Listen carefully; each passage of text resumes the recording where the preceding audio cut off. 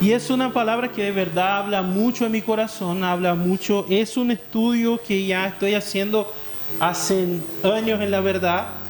No es algo que nació esta semana o la semana pasada, es algo que ya hace algunos años que Dios me está hablando, que Dios me está ministrando, ya. Entonces eso quiero hablar, esto quiero compartir con ustedes. La palabra de hoy se llama la esperanza del mundo. Hay esta palabra en español, esperanza, ¿no? Entonces, la esperanza del mundo, ¿ya? Y me gustaría directamente al texto vamos nosotros para entender, porque eso, más que tener a ver con el título de la palabra, el título tiene que ver con el texto de que vamos a hablar. Entonces, me gustaría que ustedes pudieran abrir sus Biblias ahí en Romanos, ¿ya? Libro de Romanos, el capítulo 8, de los versos 15 al 22. Este pasaje es ampliamente rico y yo lo estudio mucho. Romanos 8, del 15 al 22. Va a decir así, ¿ya? Yo lo voy a leer en la versión NBI. Ustedes lean la versión que tienen. Dice así: y ustedes no recibieron un espíritu que de nuevo los esclavice al miedo, sino el espíritu que los adopta como hijos y les permite clamar Abba, Padre. El espíritu mismo les asegura a nuestro espíritu que somos hijos de Dios. Y si somos hijos, somos herederos, herederos de Dios y coherederos con Cristo. Pues si ahora sufrimos con Él, también tendremos parte con Él en su gloria. De hecho, considero que en nada se comparan los sufrimientos actuales con la gloria que habrá de revelarse en nosotros. La creación aguarda con ansiedad la revelación de los hijos de Dios, porque fue sometida a la frustración. Esto no sucedió por su propia voluntad, sino por la del que así lo dispuso. Pero queda la firme esperanza de que la creación misma ha de ser liberada de la corrupción que la esclaviza, para así alcanzar la gloriosa libertad de los hijos de Dios. Sabemos que toda la creación todavía gime a una como si tuviera dolores de parto. Hasta ahí. Ya, chiquillos, súper complejo el texto. Pablo era alguien que tenía una escrita bastante rica, pero bastante compleja. Y este texto, la verdad, nos habla muchas cosas. Pero ¿qué eso tiene que ver? ¿Qué este texto tiene que ver con la esperanza del mundo? ¿Qué este texto tiene que ver con esto que estamos hablando, de la esperanza del mundo? Ya, yo tengo 3 claves para compartir con ustedes hoy, que nos van a mostrar, nos van a llevar a este sentido, ¿ya? Que nos van a llevar a entender lo que está hablando este texto. Entonces, directamente vamos a las 3 claves, ¿ya? Bueno, la primera clave que nosotros vamos a encontrar para entender este texto está en la palabra herederos, ¿ya? Nosotros vamos... Otra vez quiero leer la parte del 15 al 17 para que nosotros podamos pensar por partes en este texto. Mira lo que va a decir del 15 al 17. Va a decir: y ustedes no recibieron un espíritu que de nuevo los esclavice al miedo, sino el espíritu que los adopta como hijos y les permite clamar Abba, Padre. El espíritu mismo les asegura a nuestro espíritu que somos hijos de Dios. Y si somos hijos, somos herederos, herederos de Dios y coherederos con Cristo. Pues si ahora sufrimos con Él, también tendremos parte, también con Él tendremos parte en su gloria. O sea, que Pablo está hablando en estos 3 versos. Él está diciendo: chiquillos, ustedes no recibieron un espíritu ya de la parte de Dios que los permita seguir con miedo o esclavizados como eran antes cuando estaban en el pecado, ¿ya? Pero ustedes recibieron un espíritu que les da coraje, ¿ya? Que los hizo adoptados por Dios. Y Él va a decir: este espíritu viene a vivir en ustedes y este espíritu les habla a ustedes les da la conciencia que ustedes son hijos de Dios. Él trae eso a la conciencia de cada uno de nosotros. El Espíritu Santo cuando viene a vivir en nosotros. Entonces la convicción viene del Espíritu Santo. Y después Él comienza a hablar de herederos. Él va a decir que nosotros somos herederos de Dios y coherederos con Cristo. ¿Ya?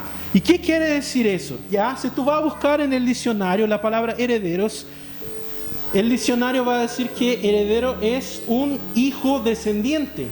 ¿Ya? El diccionario va a decir que es un sucesor. ¿Qué hace un sucesor? Un sucesor es aquel que asume el puesto del que estaba antes. Entonces, un heredero es aquel que asume el puesto de su padre, que asume la tarea de su padre. O en este caso, nosotros somos coherederos con Cristo. Vamos a asumir la tarea de nuestro hermano más grande. ¿Y cuáles fueron las tareas de Cristo? Cristo cuando vino a la tierra tenía dos tareas. La primera fue pagar por los pecados de todos nosotros, de toda la humanidad. Y Él lo cumplió perfectamente y no hay ningún motivo más para que necesitemos hacer cualquier cosa para pagar por nuestros pecados, porque Cristo ya lo hizo. Porque Cristo ya pagó por nuestros pecados y nadie necesita hacer nada más sino que aceptar esta obra que Él hizo. Pero la segunda tarea que Él hizo, que él vino a hacer en el mundo, fue evangelizar. La palabra evangelio quiere decir buena nueva, ¿ya? La palabra evangelio quiere decir buena nueva. ¿Y qué eso quiere decir? Quiere decir que Cristo, cuando vino a evangelizar, vino a traer a nosotros una buena nueva. Y esta tarea Él nos mostró cómo hacer, pero aún no está completada. Aún hay gente para conocer esta buena nueva. Entonces, cuando Él sube al cielo para cumplir lo que tenía que hacer en el cielo, que era prepararnos un hogar allá, contar cuántos dormitorios necesita para cada uno de nosotros, ordenar la casa y todo, para recibirnos en el cielo, Él dijo, ustedes siguen con esta tarea. Entonces el hecho de que seamos herederos de Dios, el hecho de que seamos herederos de Dios, que seamos sucesores de Cristo, nos prepara la verdad para, nos remete entonces a que seamos las personas que van a predicar el Evangelio, que van a evangelizar. ¿Ya? Esto está en Mateo 28, del 18 al 20. Está muy claro ahí, donde el mismo Jesús va a decir, yo les doy la palabra que sigan, que hagan discípulos, que cuiden de las personas, que enseñen lo que yo estoy enseñando, que anden a ser discípulos y que los enseñen en lo que he enseñado. Eso Él va a decir. El mismo Jesús va a decir en Juan 14, 12 al 13, Él va a decir, mira, yo voy para el Padre, pero aquel que cree en mí va a hacer la misma obra que yo hago y aún mayores.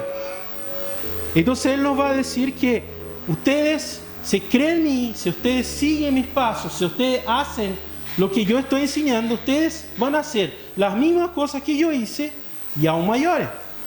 Entonces Él está diciendo, si ustedes se portan como mis hermanos, si ustedes son herederos efectivamente, ustedes van a compartir del mismo trabajo que yo.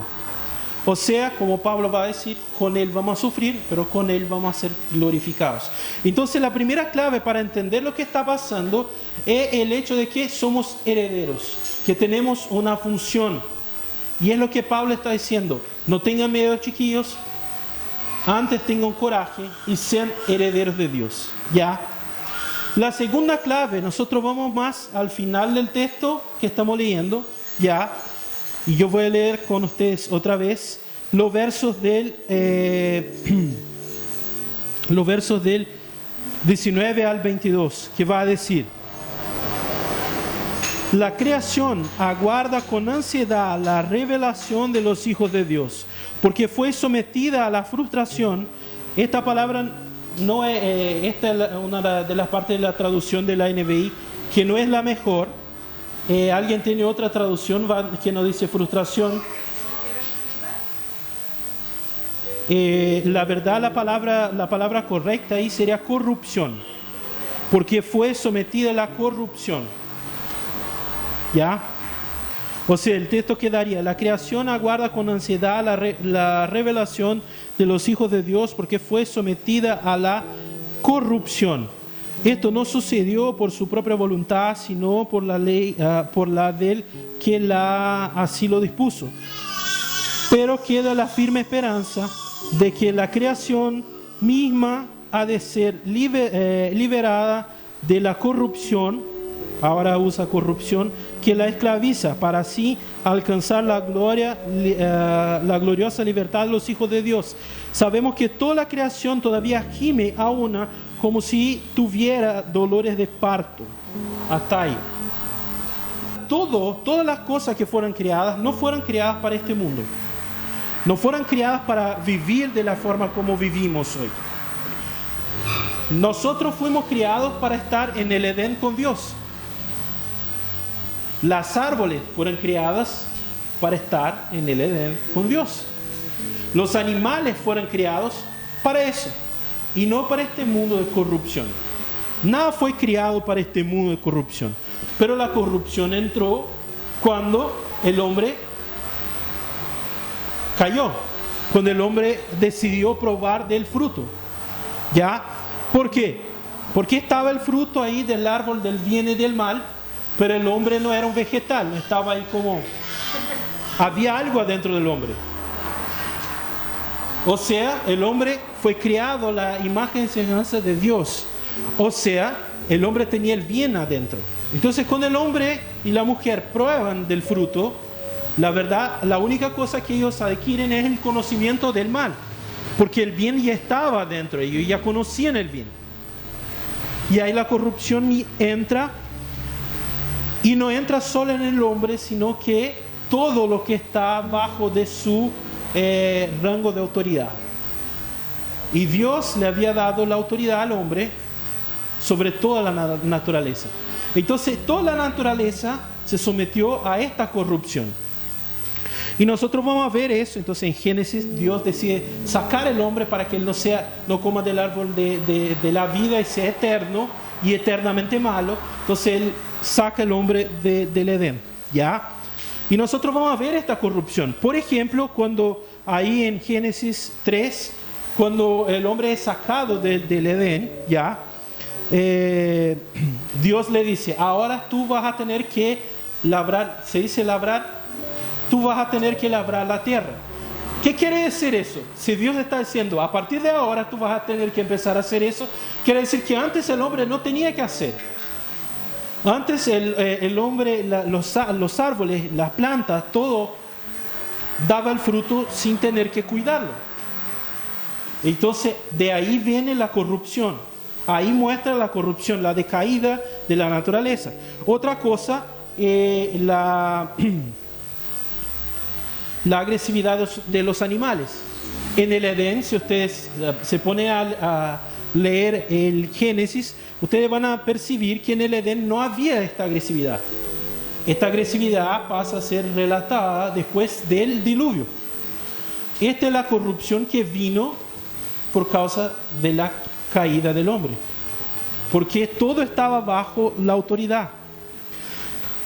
Y otra cosa que nos muestra esta corrupción en nosotros mismos, porque también somos la creación de Dios, ya es la necesidad de realizarse. En el Edén, si ustedes se dan cuenta, nadie necesitaba realizarse, porque todos estaban realizados ahí. Todos estaban cumpliendo su voluntad. Pero hoy nosotros tenemos una búsqueda por realización, porque hay un agujero en nosotros del tamaño de Dios que falta. Entonces, toda la naturaleza está bajo esta corrupción por causa de aquel que la sometió a eso, que tenía autoridad y se cayó. Entonces cuando Pablo ahí en Romanos 8, del 19 al 22, va a hablar de la redención del cautiverio, él está hablando, cuando él dice que la creación gime y sufre, él está hablando al respecto de esto, de esta corrupción que aún está en nosotros y nosotros sufrimos. Sufrimos porque no somos realizados, sufrimos porque la naturaleza espera, no fue creada para vivir de esta forma. Entonces todo eso esperamos. Y el cautiverio de la corrupción es esto, es no ser lo que éramos en el Edén. ¿Y qué espera para ser liberada de eso? La revelación de los hijos de Dios. Esta es la segunda clave para entender lo que Pablo nos está diciendo ahí. La tercera clave para entender está en el verso 18 y es lo que encierra lo que Pablo nos está enseñando, que va a decir: de hecho, considero que nada se compara a los sufrimientos actuales con la gloria que habrá de revelarse en nosotros. Él está diciendo que, ¿qué Pablo está diciendo ahí? Que el sufrimiento de este tiempo, que lo que vivimos en este tiempo, no se compara a la gloria que Dios tiene para revelar a nosotros. Jesús también va a decir la misma cosa ahí en Juan 16. Ya en Juan 16 Jesús está dando los últimos consejos a sus discípulos. Está hablando de cosas que van a pasar. Y al final de estos consejos, Él va a decir en el verso 33, Él va a decir: chiquillos, en el mundo ustedes van a pasar por aflicción. En el mundo ustedes van a pasar por aflicción. Pero anímense, tengan coraje. Yo vencí el mundo. Él está diciendo, no concéntrense, que es lo mismo que Pablo está diciendo, no concéntrense en lo que pasa hoy con ustedes, porque en ustedes hay una gloria a ser revelada, que yo preparé para revelar esta gloria, que va a transformar el mundo. Este es el entendimiento que nosotros tenemos que tener. ¿Ya? ¿Y cuál es esta gloria a ser revelada? ¿Ya? Nosotros vamos a entender eso cuando miramos lo que Jesús va a hablar en Hechos 1:8. Quiero leer, abramos todos, quien tiene Biblia ahí, abren Hechos 1, verso 8. Y es muy importante para entender lo que Dios está hablando. Mira lo que va a decir en el verso 8. Es una habla de Jesús, ¿ya? Pero cuando venga el Espíritu Santo sobre ustedes, recibirán poder y serán mis testigos tanto en Jerusalén como en toda Judea y Samaria y hasta los confines de la tierra. Es una habla que a veces nosotros pasamos con los ojos como corridos y no damos atención suficiente a lo que Jesús está hablando. Jesús está diciendo, cuando el Espíritu Santo venga sobre ustedes, ustedes van a tener poder. El poder del Espíritu Santo va a vivir en ustedes. Cuando tengan comunión con el Espíritu Santo, ya, ustedes van a vivir poder. Y ahí ustedes van a ser mis testigos. Él está hablando lo mismo que Pablo habla. ¿Por qué? Porque Él está diciendo, tengan comunión con el Espíritu. Y eso va a resultar en poder de Dios en la vida de ustedes. Poder para hacer lo mismo que Jesús hacía. Poder de Dios en la vida de ustedes. Comunión con el Espíritu Santo. ¿Qué forma se tiene comunión con el Espíritu Santo? Orando, leyendo la Biblia, siendo sincero en todo eso. Buscando efectivamente vivir eso. Así tenemos. De la misma forma como tenemos comunión con personas, tenemos que buscar comunión con el Espíritu Santo y ahí Él se va a revelar en nuestra vida. Y cuando tenemos esto, ahí el poder de Dios se va a manifestar en nuestra vida. Y la segunda parte de eso es ser testigo. O sea, nosotros vamos a conocer Jesús, vamos a conocerlo en la palabra, nosotros vamos a convivir con el Espíritu Santo y ahí nosotros vamos a saber hablar de Él, vamos a saber contar quién Él es, vamos a saber dar testimonio de Él, o sea, vamos a ser testigos. El hecho de que el poder de Dios esté en nosotros y que nosotros seamos testigos de Dios, esto es la gloria revelada de Dios. Pablo va a hablar eso más claramente y también quiero abrir con ustedes ahí en Colosenses 1, 26 y 27. Mira lo que va a decir. Anunciando el misterio que se ha mantenido oculto por siglos y generaciones, pero que ahora se ha manifestado a sus santos. A estos Dios se propuso dar a conocer cuál es la gloriosa riqueza de este misterio entre las naciones, que es Cristo en ustedes, la esperanza de gloria. Ustedes perciben que Él está hablando exactamente la misma cosa, pero ahora mucho más claro. Él está diciendo, existe un misterio que estuvo escondido por siglos, y que esto es para transformar las naciones. Pero ahora a Dios se le agradó manifestarlo. ¿Y cuál es este misterio? Cristo en ustedes es la esperanza de la gloria. Es la esperanza de gloria. Este es el misterio que estuvo escondido. Es la gloria revelada de Dios. Cristo en nosotros, la esperanza de la gloria.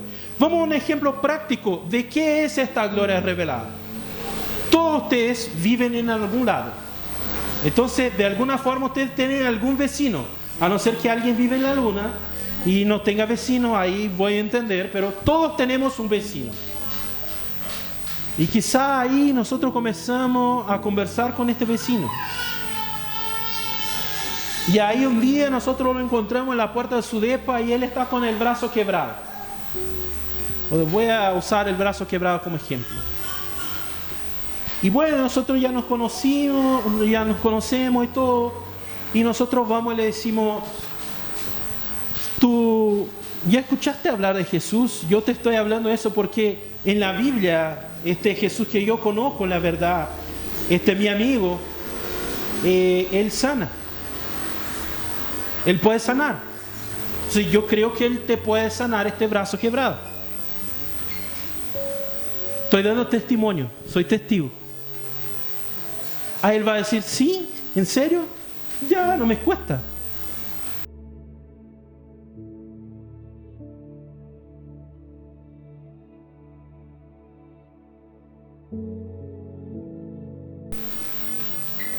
¿Queda más fácil de entender el texto de Pablo? ¿Puedes cachar cuán importante es vivir efectivamente el Evangelio? Chiquillos, yo quiero encerrar esta palabra diciendo que, y yo quiero colocar bien en el individual y no en el colectivo, y no decir nosotros somos. Yo quiero decir, ¿cachas que la esperanza del mundo eres tú? Amén. Tu vida es la esperanza del mundo. La transformación que este mundo necesita, no solo la transformación como que decir la transformación social, también la transformación social. Pero esta pandemia, la sanación de Dios, la naturaleza que se va, todo eso está en nuestras manos como revelación de Dios. Nosotros tenemos testimonios de personas. Hay una película respecto de eso, no me acuerdo el nombre de ella, pero de un hombre en África, si no me equivoco, que empieza a predicar y es un lugar que tiene mucha hambre y porque no nacen las cosas y todo, y la persona empieza a convertirse, el Espíritu Santo empieza a moverse y la tierra cambia y ellos empiezan a lograr plantar. Entonces la tierra cambia. Nosotros escuchamos de locales donde efectivamente el Evangelio es vivido de verdad y nosotros vemos la sociedad cambiar. Ustedes se miraron este video que yo hablé de avivamiento. Yo hablé de Cali, que era una ciudad que era dominada por un cartel de drogas, el mayor cartel del mundo. Cuando las iglesias empezaron a juntarse, el Espíritu Santo empezó a moverse, el testimonio empezó a ser predicado, la ciudad cambió. Usted no escucha más del cartel de Cali. ¿Sabe por qué? Porque él no existe más. Y uno puede decir, no, eso fue un buen trabajo de la policía y todo. Yo voy a decir, sí, ¿o qué? Pero es muy gracioso que eso tenga empezado, que el cartel empiece a caer en el año que las iglesias empezaron a juntarse y a hacer cultos en estadios y las personas empezaron a convertirse y ellos estaban efectivamente orando por eso. Y 7 meses después que la iglesia se posicionó en esto, empezaron a caer todos los líderes del tráfico allá. O sea, es muy gracioso que esto tenga pasado exactamente en el mismo periodo. Chiquillos, la esperanza del mundo está en la revelación de la gloria. Y la revelación de la gloria viene de los herederos de Dios. Y nosotros somos los herederos de Dios. Esto está en que, no en la transformación social que el Evangelio pueda promover. Esto está en la transformación espiritual que el Evangelio pueda promover. Y parece necesario que nosotros vengamos a vivir el Evangelio de verdad. No una religión, no una enseñanza, sino que una relación verdadera con Dios. Para encerrar, yo voy a pedir que todos se pongan de pie.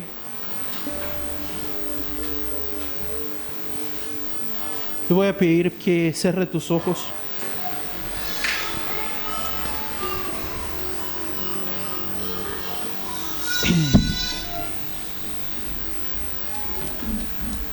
Ahí de ojos cerrados yo quiero decir, ¿sabes que tu familia está esperando?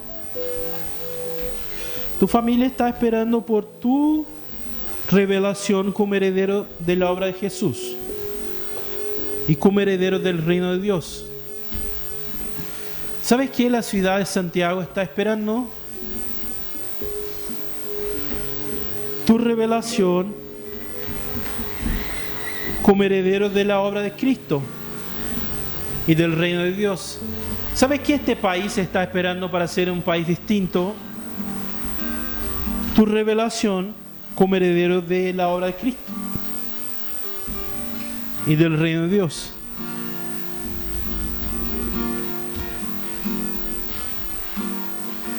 ¿Quieres hacer una transformación, una diferencia efectiva en tu casa, en esta ciudad, en los lugares donde vas? Haga como Cristo.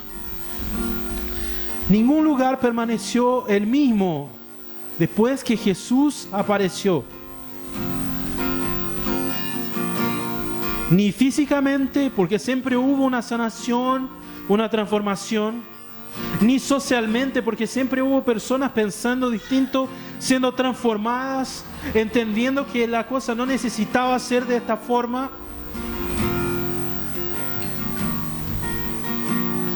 Jesús avalaba estructuras. Fuimos llamados para hacer lo mismo, somos herederos, somos sucesores. Pero para eso es necesario ser así como Él. El que cree en mí y sigue mis pasos va a hacer obras iguales a las mías y aún mayores. Juan 14, 12 y 13.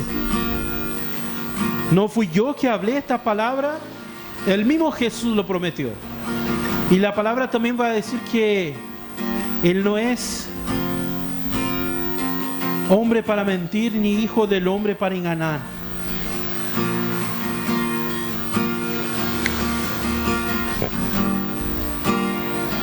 Yo quiero hacer una oración, pero efectivamente tu oración va a ir más que la mía delante de Dios.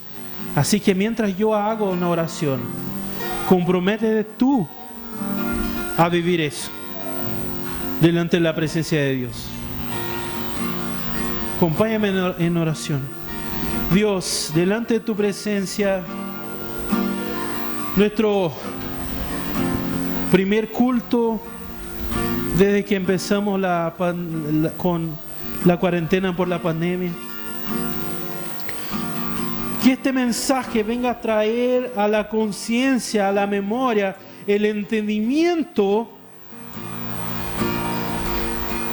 que es necesario para que vengamos a vivir tu transformación.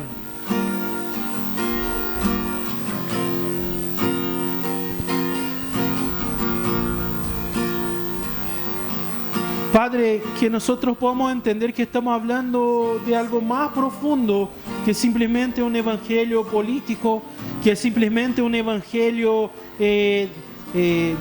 dogmático, Dios, que es simplemente una tradición. Es un evangelio espiritual de intimidad contigo que va mucho más profundo que todas estas cosas. Que vengamos a vivir de verdad este evangelio, Dios. Nosotros queremos ser esta esperanza. Nosotros queremos ser tu gloria revelada. Ven a transformarnos. Ven a transformarnos. Ven a hacer tu obra en nosotros. En nombre de Jesús. Amén.